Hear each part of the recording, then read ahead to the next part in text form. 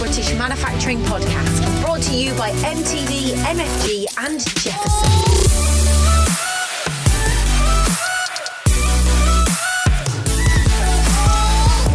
Hello and welcome to the very first Great British Manufacturing Podcast. I'm your host, Joe Reynolds, and I've got over 30 years experience in the manufacturing sector. Joining me is my co-host is Stuart Whitehead, founder of Jefferson and co-founder of Factory Now with MTD MFG, who are part of the MTD group of channels. Stuart, welcome. Morning, Joe. Good to speak to you. To start with, let's paint a picture about this podcast. You know, why are we doing it essentially? I think these, possibly some of the reasons are the same as why we started Jefferson, really. An antidote to some of the mainstream media who seem quite reluctant to share some positive manufacturing news. Get the message out there that we do make things in the UK. You know, it's a £191 billion industry, 2.7 million people are employed, and we've been asked time and time again to do the podcast. So due to popular demand, Joe, we're doing it. We're here, yeah, and this is going to be a weekly podcast. The show today, we're going to bring people up to speed what's happened in manufacturing this year alone. Obviously, moving forward, we're going to be doing news and some best practice pieces, maybe a guest or two as well. But just to get started, Stuart, who are Jefferson? Good question. I've been in and around manufacturing for 25 years. Initially in recruitment, started using social media to help companies hire people. The recruitment's gone, migrated fully now into social media for the UK manufacturing sector. Nearly 100,000 followers on social media, and we promote, positive manufacturing news, case studies, insights, and most of the time, obviously in partnership with MTD. Yeah, for sure, and we pride ourselves on being first and best, don't we? Quite often. You wake up in the morning and the following day it's on everyone else's channels, but we pride ourselves being first. It can be incredibly frustrating that we've built relationships with manufacturers and architects and specifiers and LEPs around the country. Quite often we get exclusive content. We write a lot of the original content, and then, like you say, following day, a couple of days later, other publications kind of borrow our content, for want of a better word, Joe. For sure. And for those that don't know about MTD's group of channels, you're listening to MTD MFG podcast essentially. And that is, as the name would suggest, a very broad-based manufacturing channel. But it's one of 5 pillars that we have. We also have a channel called MTDCNC that is down to CNC machining and additive manufacturing, things like that, things to do with metal. We have the MTD network, which is an SME subcontract channel way of trying to find work for your business. We have Swarf and Chips, which is a monthly show that goes out, and basically we take a deep dive into a topic. And we've also got a global channel as well now. So so between obviously Jefferson and the MTD group of channels, we've got a very strong presence on social media, Stu. Yeah, I think it's over a third of a million now, Joe, and growing rapidly. Obviously with the launch of Factory Now, last year, that's got 10,000 followers already on Twitter within very, a matter of months, basically. So I think across MTD and Jefferson, I think the followers are growing by, I think it's around about 3,000 to 4,000 a month. So yeah, it's been incredibly well supported. Yeah, no, 100%. And obviously it's good we talk about followers, but more important to that is engagement, and engagement is key. Without a doubt. And you can see some of this, just, we're not going to talk about stats today, but in terms of the thousands and thousands of people that are engaging with the content on MTD, MFG, and obviously with Factory Now, which I know we're going to talk about shortly. But yeah, the engagement is, like you say, it's all very well having followers, but without that engagement, it doesn't actually mean anything, does it? It's a vanity project without engagement. But we're very fortunate that, like I say, as we've said before, we've got a lot of original content, and people have, said to us time and time again, we are the go-to people, for breaking news stories. Yep. And for people who want to know, obviously you're listening to this podcast, but for people who want to know where it can be found, you can find it on the MTD MFG app. So go to your favorite app store, whether that's Apple, Android, and just simply type in MTD MFG and you'll be presented with an app. That's probably the best place to listen to the podcast.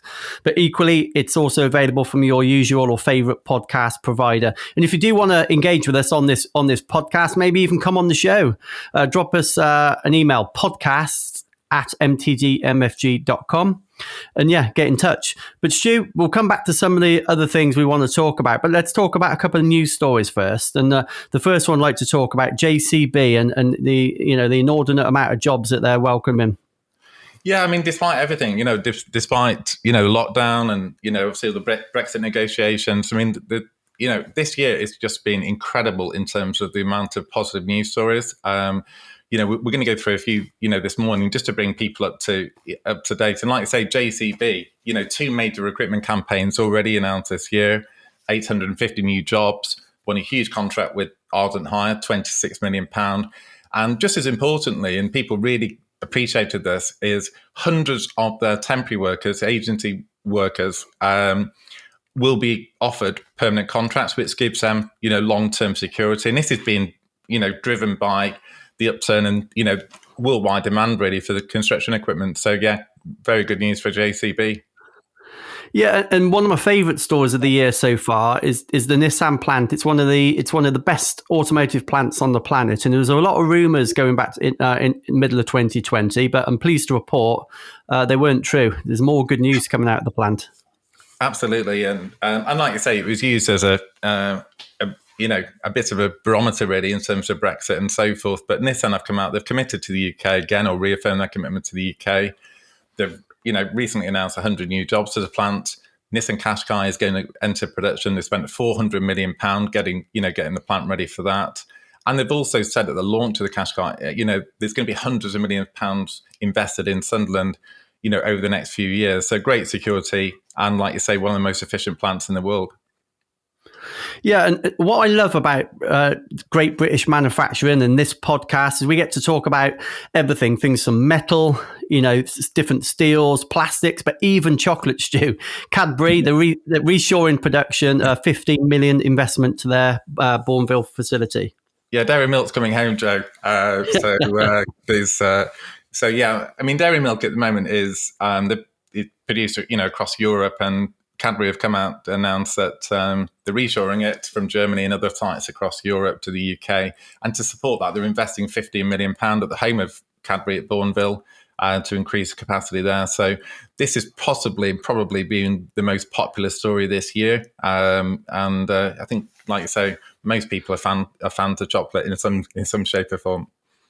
Yeah, just on our website, it had nearly 100,000 views. I think that story on our website, incredible. Like I say, it's good. It pulls at the heartstrings. I think most people have probably done the Cadbury tour, haven't they? And when you look at that, you get a lot of houses and factories on that Bourneville site. So it's really, really encouraging that the new owners are continuing to invest. Speaking of investments, 100 million investment to British Steel also. Yeah, I mean, it's been a tough time for the steel industry, obviously with the downturn in automotive and aerospace and so forth. But British Steel, in its new ownership, 12 months in, they've returned to profit, which is fantastic. And then recently announced £100 million investment. And this will be, spent on improving its manufacturing operations, supporting clean growth. They've also announced a large apprenticeship intake, and you really are, investing in creating the steel makers of the future as well. So again, I think, the numbers on this when we posted was truly extraordinary. Yeah, and the next story, Geely-owned Lotus, they've got a new facility right here in the UK. Yeah, well, a couple actually, Joe. They've got one in Norwich, a new technical centre in the Midlands, which is for the engineering side. They've announced £100 million investment. They were investing £100 million at the site in Norfolk, 250 new jobs. So there's, they really are ramping up the volume. Obviously, they're a niche manufacturer, but they're looking at tripling production. And the great thing is that the investment's coming to the UK. Yeah, for sure. And we'll take a short break here on the news, and we'll talk about the Factory Now initiative. And it's a good time because Geely owned Lotus. Obviously, they own LEVC also, who are a Factory Now member. So in terms of Factory Now, Stu, just fill the audience in. What is it and what we're trying to achieve? With Factory Now, we brought this forward last year, as you know, Joe. It was created in conjunction with a number of manufacturers who wanted really an online platform where they could showcase their products, showcase their news stories. It could be a nice blend really between written articles, video content, and so forth. And that's exactly what it is. They've got their own microsite on Factory Now. They're all different. It's not too formulaic. And as you say, LEVC, JCB, a number of household names are part of the Factory Now initiative. And this is really helping companies to go to market, to create and promote their content, but also providing them with leads and introductions to other companies so that they're winning business, helping companies to nearshore or onshore, which has certainly been a theme over the last 6-12 months with the pandemic, and that's sure to continue. And it's a fantastic way. The kind of feedback we're getting from companies is it's driving traffic to their own websites. It's increasing the engagement and the followers on their social media channels. It's not there to compete with that. And that kind of working in a collaborative manner has been incredibly popular. And I know that people have, members of the Factory Now have won very, very sizable orders from other members, so they are starting to supply and sell to each other, which is, a great dynamic. Yeah, it's encouraging, isn't it? And it's my favorite thing about the channel. You've got some of the largest companies in the world on it, and next to it, you've got a startup, a forward-thinking startup. Well, I think that's it. I think with the right at the beginning, we didn't, when we were designing it and working with some of these manufacturers, we know that SMEs sometimes, and quite rightly, in my opinion, feel as though that they're kind of marginalised. They're not really considered, for some of these initiatives. And I know we're going to talk about SMEs, further down the line. That's why, obviously, we launched the SME Focus Show, a weekly show, broadcast put out normally on a Saturday, which has been very well received. So, as you say, it could be SMEs with OEMs and global organizations, but they're all treated in the same manner. There isn't any kind of tiered membership. It's a very democratic, way of working, which I think has been, the feedback is, like I say, has been incredibly positive and welcoming new members all the time, which is good to see. Absolutely. And the Factory Now, you get invited onto the Factory Talk Show, which is a weekly show where we essentially interview stakeholders and people from the manufacturing sector. The uptake on that's been extraordinary, to be honest with you. It's been really, really good. Richard Jordan, the host, he's kind of batting them off. Which one's been your favourite, Joe, so far? There's been quite a choice, but any particular favourites from Factory Talk? That's a good question, because I'll go back to my previous statement about it's great listening to a story about Westfield, but equally it's good to hear about a startup. But I thought the one, was it last week or the week before, the one on Westfield, it's good because obviously everyone knows of their brand, but obviously not necessarily some of the autonomous stuff they're doing.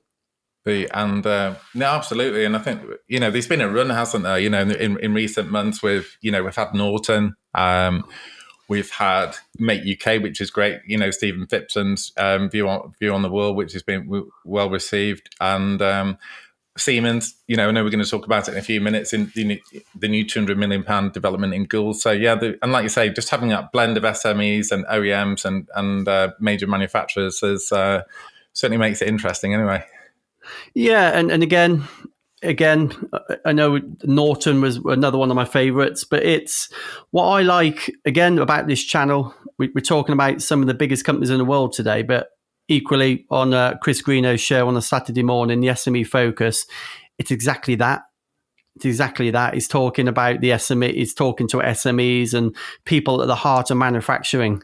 So it's, I do urge you to listen to all the shows, really. I know time's expensive, but it is worth sticking on your headphones and just dialing in once a week. But if we go back to some of the more recent news, Stu, GE, this was quite an extraordinary story, wasn't it? How almost a U-turn by GE to actually select the UK in terms of the renewable energy project.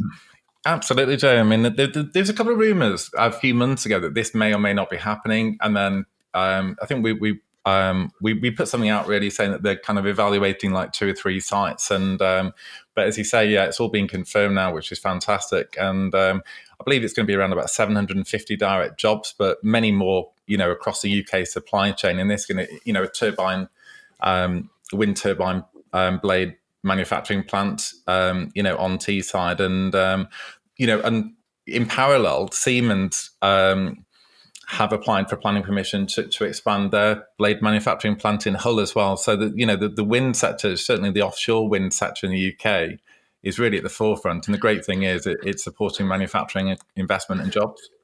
Well, it's cold and windy up north, Stu, isn't it? So it's probably a good place to do it.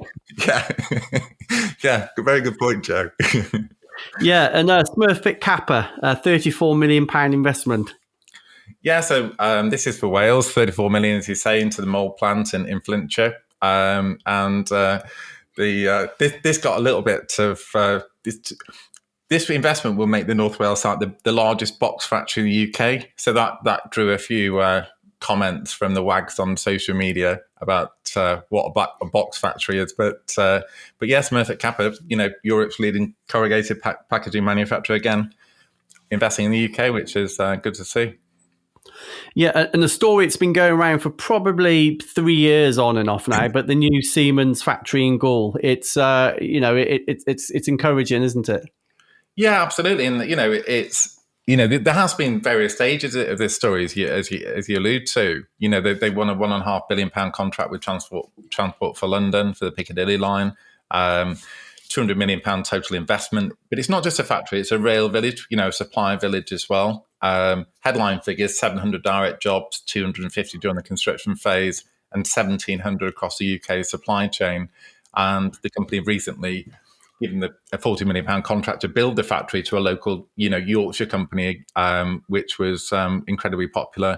And Siemens CEO Will Wilson was actually featured. We're talking about factory talk. He was featured on a recent factory talk. So if people want to look that up, describing and explaining about the investment and what the impact it'll have on the community in Goole and the wider UK. Yeah, and this podcast, it's getting better and better. We've talked about chocolate, and now we're going to talk about beer. Budweiser, 117 million investment, huge investment across a couple of the sites. But one thing I didn't realise is actually brew Stella Artois as well. Yeah, absolutely, and they brew it in the UK. So yeah, it's so the two main breweries in South Wales and Lancashire are going to benefit from this investment. There's going to be dozens of new jobs created as well. And hundreds of millions of pints, increase the capacity to brew even more beer. So hopefully at the end of lockdown, when people go out and they're sat in the beer gardens and pubs again, Joe, they'll appreciate the fact that Budweiser are investing so much to help them enjoy themselves. Yeah, for sure. Budweiser, Stella, Corona, and Bud Light. I'm not sure about the Bud Light one, but all the rest certainly worth a try. And I think Corona's going to be a hard sell at the moment, Joe. I think that's yeah, that's a good point. That's a very good point. But moving on, the Rolls-Royce new test bed in Derby. We've all seen these engines, and some of them are absolutely vast. And I'm told this facility is the size of a football pitch. Yeah, it's absolutely huge, as you say. £90 million investment. Testbed 80, as it's called, will be the largest facility of its kind when it opens in the coming months. Rolls-Royce released some footage recently with the first, engine test going on there. But yeah, vast facility and a great endorsement of Derby. And again, the aerospace sector, it's challenging times for the sector undoubtedly, but great commitment from Rolls-Royce to the East Midlands. Yeah, and Norton, I know they've got a new Solihull-based facility. I've only seen a couple of pictures of this. I'll be honest with you. It's not a facility I've seen a great deal about as of yet. Yeah, it's not been officially open yet. They released some images, which I think we shared them exclusively on the MTD and Jefferson channels, initially. And but Norton's got quite a checkered history in recent past. I won't go too much detail, but it's great to see them back. It's great to see the investment going on. The brand is probably one of the most popular brands in the UK, and certainly one of my favourite companies. And they're going to be building British bikes in the UK. And, I think they're talking about, electric powertrain and other things going on, which is fine. And I'm sure there's a market for that. But I prefer the traditional powertrain. But yeah, great bikes and great company. I can imagine you meandering around the Cheshire Hills on your Norton motorbike, Stu. Yeah, absolutely, Joe. Yeah, but not after the Budweiser, though. No, quite. It's actually a nice little segue here, and it's not something I noticed prior to the show. But Bremont, they've got a new facility, and obviously partners with Norton. Yeah, there's So again, Bremont. This has been going on for. I think they describe it. The owner, the co-founders describe it as like a 19-year journey kind of thing. They've been absolutely committed to bringing British watchmaking back home, kind of thing. So the new manufacturing and technology centre in Henley, in Oxfordshire, is going to help them achieve that. They want to onshore. They want to use local suppliers. This investment is going to create new jobs at Bremont across the UK supply chain. And fantastic to see. And some of the footage that we've shared on social media is just, the craftsmanship is second to none, isn't it? Yeah, absolutely, and it's good to have a brand such as Bremont obviously remaining in the UK. I think it's important that they do, in truth, due to the heritage. But this I think they're calling it the wing. This new facility it's unbelievable. So it's most welcome to the Oxfordshire and obviously the UK as a whole. But British Volt, these guys are getting a lot of airtime currently, aren't they? Yeah, and quite rightly, it's a huge, project that they've announced, which is the UK's first gigaplant, as it's called, in Northumberland. This potentially is a £2.6 billion investment, described as one of the largest ever industrial investments in the UK. They expect it to create 3,000 direct jobs, 5,000 across the supply chain. So a huge, huge opportunity. And, Andy Street, the West Midlands Mayor, and other people have come out saying that, and obviously, at the moment, with Vauxhall and so forth, and other automotive companies saying we need the battery manufacturing facility. And they can't just be one. I think we've talked about this previously, Joe. The potentially needs to be 3 or 4 across the country. To support the industry. Yeah, there's a lot of rumours. There's obviously a particular American car brand. The rumour won't go away, and they'd obviously be most welcome. But moving on to the next story, Alexander Dennis. A lot of people probably or maybe don't know who they are, though they've definitely seen their products, but potentially not know who Alexander Dennis are. So fill us in. Yeah, British Alexander Dennis, ADL, are Britain's biggest bus manufacturer based in Falkirk. So a couple of announcements. They've won a few new contracts. There's one that's breaking at the moment. We'll get more details of that for a future show. And so they've basically committed to building chassis for the single deck and double deck buses in the UK. The reshoring. They're currently assembled by its partner BYD abroad and imported. So good news from Alexander Dennis. And what we're seeing is a huge spike in local authorities committing to low emission or electric public transport. So, hopefully Alexander Dennis, people like Wrightbus in Northern Ireland will benefit from that spending program. Yeah, I don't see that going away. Obviously, regardless of where motor vehicles are going, buses tend to be in a lot of cities, don't they? So I don't see that going away. I think it's inevitable that they're going to move away from petrol and diesel maybe even quicker than domestic car users. Yeah, I think you're right, Joe. I think without a doubt. And I suppose it's as people start going back, the lockdown ends and people start going back to work and commuting again and so forth. I think it's a good advert, isn't it? We've seen what the government have announced in terms of electric vehicles and the next few years and so forth. So. I'm sure you're right. That the public transport sector, not just buses but trains as well. Will be the vanguard of this change in powertrain. Sure. And obviously, this is the first Great British Manufacturing podcast. We're going to concentrate a lot on apprenticeships, on STEM, about getting people into the industry. It's a wonderful industry. BAE Systems made a big announcement a couple of months ago, and they're doing their best bit to help as well. Yeah, and you're right, Joe, because the STEM engagement is, as a lot of the footage that we're given by manufacturers, we share with schools, and that going back to factory now, we've sent that to dozens and dozens of schools and colleges to give people an insight of what manufacturing is all about, and engineering and BAE Systems, investing in the next generation of engineers and shipbuilders. 1,250 apprentices this year, the highest number in its history. JLR have also come out and said, I believe it's about 300 apprenticeships and graduates. So great British companies, investing in the next generation, which is absolutely pivotal and vital, for the well-being of the industry. Absolutely. And each week we're going to be talking about various talking points that are topical, within the industry at this moment in time. And the one I want to pick up on is the recent 2021 budget, Rishi Sunak's budget. And he's announced something called the super deduction. And this is something, super deduction doesn't mean a great deal until you actually get into the details. And essentially what it is, running from the 1st of April 2021 until the end of March 2023, I believe, companies can claim 130% of their capital allowances on qualifying plant and machinery. So it's essentially, your taxes are cut by up to 25 pence in the pound. It's extraordinary. I've never known a better time to invest in technology. And I know actual plant manufacturers, they're actually offering incentives as well. So you've got the super deduction, which is unheard of.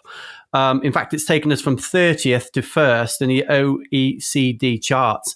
So that tells you all you need to know, really. A lot of skeptics are saying they could have still gone further. But I genuinely think this is, politics aside, I think this is a wonderful time to invest in plant, a wonderful time to invest in technology. So, yeah, coupled into the previous story about STEM, about SME, about apprenticeships, coupling that with plant investment in manufacturing, get rid of some of your corporation tax, pull it into new plant, redigitize your factory should you wish, and move on. But I think that was a really good announcement, the super deduction. I will obviously speak to your accountants and your financial directors within your business, but from where MTD look at, this can only be a good thing. It really can be. I don't know what you've seen about it, Stu. No, absolutely. Completely concur, Joe. What's the feedback been like from clients of MTD and industry? People in industry that you've been talking to about it, Joe? Yeah, exactly what I just said. Really, I think for manufacturers who had no plans to invest, I think some will invest now. But the majority of places we visit, the majority of people we speak to, the intention is there. The intention is there to invest in apprentices and more plant. So maybe if you sat on the fence, this is that last little bit you needed to push you to the right side of the fence. To me, it reduces your tax bill, Stuart. So it's, to me, that I can't speak for you. I pay my tax, but I'd rather pay less and have more plan to essentially grows my company. Obviously, it's got to be on qualifying assets. It has to be on new plant. It can't be secondhand or used plant. So there are some little subtleties you do have to look into prior to a purchase. But essentially, if it's qualifying capital expenditure, so plant for your facility, now in my eyes is probably the best time ever to invest. No, good to hear, Joe. And yeah, certainly, the manufacturers and engineers I've been speaking to absolutely agree with you. And I've certainly seen a spate of manufacturers come out and start using this as in their marketing as well, which is, it's been good to see. They obviously see it as a huge opportunity, and for British industry, and hopefully, the take-up will be extremely high. It'd be great to see even more investment in the industry. Exactly. And as I say, to me, it's whether you think it's good or bad, it brings us in line. It makes us more internationally competitive. When you look at, we've gone from 30th to, I'm sure we're number one now in the OECD, which is the Organization of Economic and basically collaborative development. So to be number one in that chart tells me, well, by definition, it's a good system. So to me, yeah. We've got chocolate and we've got tax breaks, Joe. We've got everything. Yeah, next week's going to be a bit of a letdown, I think. But before we wrap the show up, Stuart, I know you want to talk about some of the services that are available. This isn't a podcast where we're pushing products down people's throat, but we're not just a news site. There are services available, social media marketing and things like that. I know you want to run down a couple. Yeah, I mean, we get asked all the time, and obviously, the news is central to what we do, and all the TV shows like, say, SME Focus and Factory Talk and Insights and factory openings. But I think people sometimes, can pigeonhole, MTD and Jefferson. But, we do an awful lot of, we offer, a whole gamut of services really to a range of manufacturers. And that could be social media, helping with social media, helping getting the message across, helping with engagement, more traditional type marketing, populating events, getting, filming events, live broadcasts, live streaming of events, PR, video production, as I say, documentaries. So there's a whole range of services that we can offer. But rather than just doing that in isolation, we can also give them the audience as well. We've got the audience that's curated, that's relevant. So you can imagine if you're doing a live broadcast from an event or, a factory opening or a new piece of machinery being installed, the audience is going to be absolutely massive because, it's going to be streamed across our channels. So, yeah, without getting too kind of advertorial, I just wanted to mention that, and again, any inquiries, any interest in those kind of services, please just, drop us a line at podcast@mtdmfg.com. Yeah. And I guess my point on that would be there's probably 7,000 marketing agencies in the UK that can run your social media, but surely it's better to be run by the market leaders within that sector with the biggest reach and the biggest follower. And it's kind of proofs in the pudding. Well, yeah, you would have thought so. And I think, the word that keeps coming, which is very nice feedback to receive is credibility. People know we're from industry. People know that, I think the whole team, bar maybe one or two apprentices at MTD are engineers and qualified engineers. We've all got a very strong engineering / manufacturing background, and we care about it. And, hopefully people can tell by just listening to this, that it's an absolute passion for both us and both of us and both of our organisations, Joe. Yeah. Yeah, it's all I've ever done, rightly or wrongly, but it's And just to finish, please do go to your favourite app store, download the MTD MFG app. That's MTD MFG, and say you'll find all topical news. We can push notify you, so you'll get all the breaking news on that channel. Yeah, and it's the best place to listen to the podcast as well. But as I say, starting from next week, we're going to tell you about the latest news. Obviously, we're going to tell you about some best practices. We're going to concentrate on some SMEs as well. It's not just about, your large multinational companies. So we're going to talk about the good old SME, which, keeps the UK manufacturing alive. But I think we've got a couple of interviews lined up as well, Joe, haven't we? We're going to have a couple of guests, aren't we? Future podcasts. And people can have a break from us talking and listen to somebody from industry as well.